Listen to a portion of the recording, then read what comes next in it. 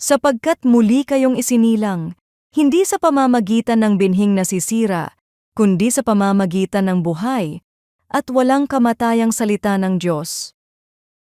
Ayon sa unang Pedro, Kabanata 1, talata 23, na tayo ay muling isinilang, hindi sa pamamagitan ng mga bagay na nasisira, kundi sa pamamagitan ng buhay at nananatiling salita ng Diyos. Ipinapakita nito na ang bagong buhay na mayroon tayo ay nagsimula at patuloy na pinapalakas ng kanyang salita. Sa araw-araw, maraming bagay ang madaling mawala, emosyon, lakas, motibasyon, at kahit ang ating determinasyon. Madalas, umaasa tayo sa sariling kakayahan para magpatuloy, pero napapagod din tayo. Kapag nanghihina ang loob, doon natin nararamdaman kung gaano tayo kadaling maubos. Ngunit ang salita ng Diyos ay iba. Ito ay buhay at may kapangyarihan, hindi lang para magbigay kaalaman, kundi para baguhin at palakasin ang ating puso. Hindi ito nakadepende sa ating pakiramdam, nananatili itong totoo at sapat sa bawat panahon ng ating buhay.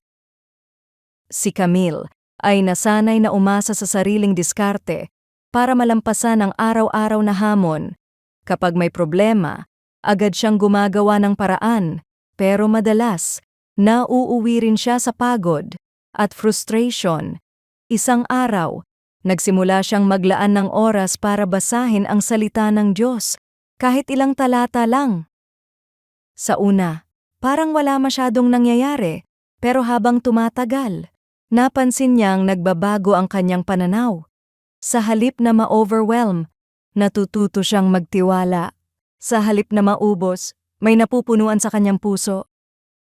Unti-unti niyang naunawaan na ang tunay na lakas ay hindi nanggagaling sa sarili, kundi sa salita ng Diyos na nagbibigay buhay. Hindi man nagbago agad ang kanyang sitwasyon, nagbago naman ang kanyang kalooban.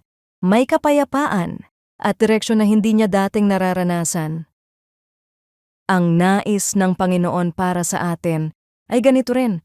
Ang kanyang salita, ang patuloy na nagbibigay buhay sa atin, gumagabay, nagpapalakas, at nagbabago ng ating puso.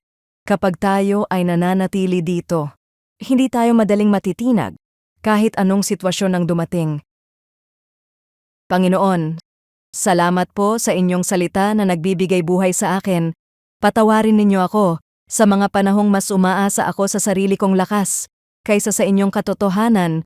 Turuan ninyo akong lumapit at manatili sa inyong salita araw-araw. Naway dito ko matagpuan ang lakas at gabay na kailangan ko. Sa pangalan ni Jesus. Amen.